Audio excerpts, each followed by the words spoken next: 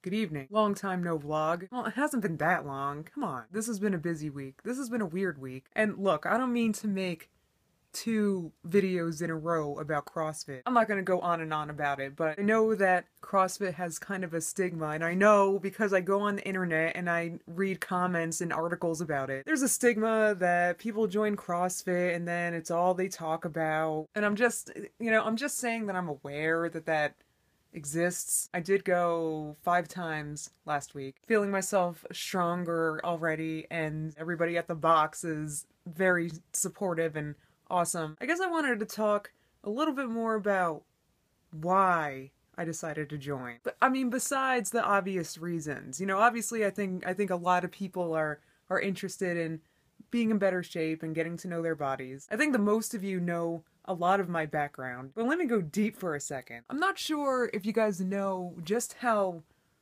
long I've been out of shape. Like, I'm talking like being so overweight that it's kind of difficult for me to do things is basically all I know. I remember very clearly, for example, when I was 8 years old, I was 150 pounds already. Granted, I was an unusually tall child. I was always the tallest kid in my class, but still, I mean, that I was 150 pounds. And because of that, it was uncomfortable for me to do things, and I could never do things nearly as well as everybody else, so I didn't even try. And I had plenty of excuses that kept me from doing that. I had scoliosis, for example, when I was really young, and I had surgery for it when I was 11, which was very young. If you guys remember from my Draw My Life video on JP Metz, I was the youngest person ever to have that surgery. At the time. Now they do it much younger, and they do it laparoscopically now.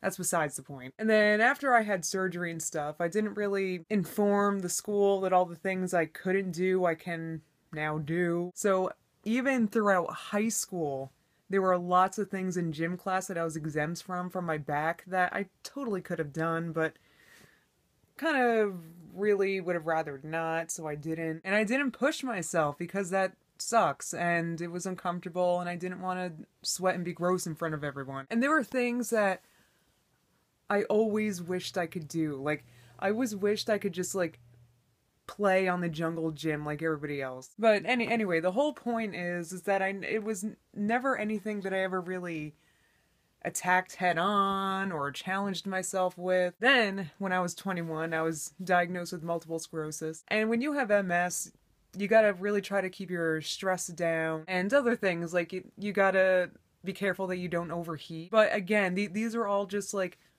prime excuses for me to live, I guess, a very inactive life in my own little box. Then we can fast forward some years. Years mostly spent yo-yo dieting, never really learning much about real nutrition. A really key moment for me was about 3 years ago when I decided to try to stop eating gluten. And the reason why I did this was I was pretty certain I was allergic to it because something that I was eating was giving me hives. I kept getting these really bad rashes and these really awful hives after I was eating. And I was always eating gluten. I mean, I'm Italian, it was always pasta or bread or something. Didn't take long at all, maybe a week or a couple weeks for me to completely stop getting rashes and stuff. So I just didn't pick the gluten back up. After a while, I noticed some other things improved. I stopped getting heartburn, which was huge because I used to get heartburn so bad. I mean, I'm talking acid coming up, kind of feels like you're throwing up, like eating a whole thing of Tums in 1 week, kind of acid indigestion, and it just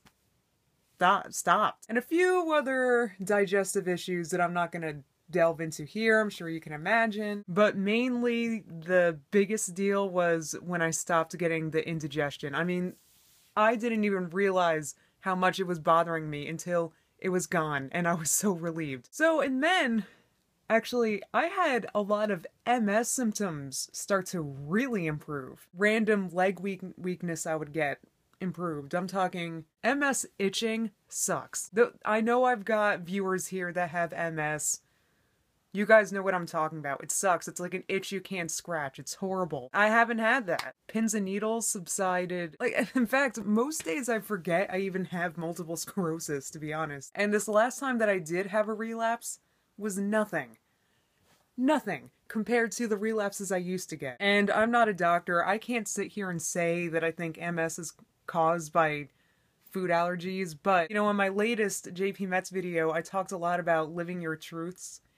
And one truth I learned from that experience is that let food be thy medicine. So over the most recent years, I really tried to just cut out processed crap in general. But lately I had been kind of lazy. I was kind of back to eating a lot of gluten-free processed stuff again. Even if a Tasty Cake cookie is made gluten-free, it's still a Tasty Cake cookie that's full of sugar. And I was feeling like I needed to do something completely different. Something totally way outside my comfort zone, because my comfort zone was kind of no longer serving me. I was eating a way that I knew wasn't good. I wasn't challenging myself in any way whatsoever. I was not stepping outside my comfort zone, and your little comfort zone and your little comforty box gets kind of suffocating after a while. And even though CrossFit is like elite fitness, and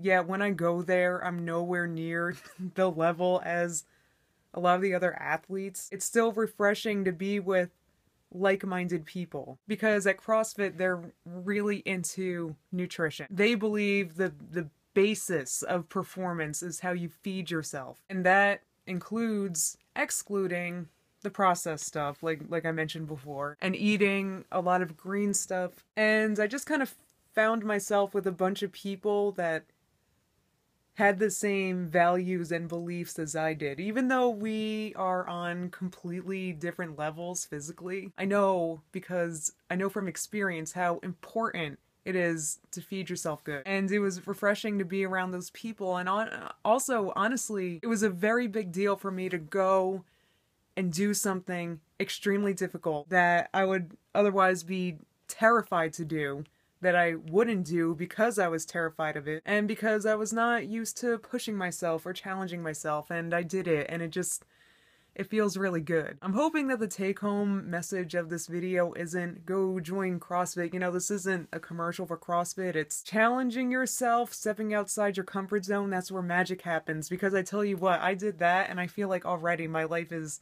completely different. Like today when I was waiting for my dinner to heat up, instead of just standing there waiting for the food to be done like I would before, I was spending those couple minutes doing wall push-ups. And I was doing wall push-ups because I can't even do a push-up. Like, that's how far I have to go. I mean, I can't even do a push-up on my knees. This one girl, Bree, that I met at CrossFit, she showed me those, and I'm telling you, I mean, that's just the kind of awesome things that they do for you and do for each other at this place. I can't even go to the bathroom without practicing squatting down on the toilet and keeping my heels on the floor. I mean, not that much has changed, but I feel like my everything inside has changed. I don't know if that makes any sense at all. Because I took that first step of faith, I found a big missing piece for myself. I did not realize how much I enjoyed being active. I enjoy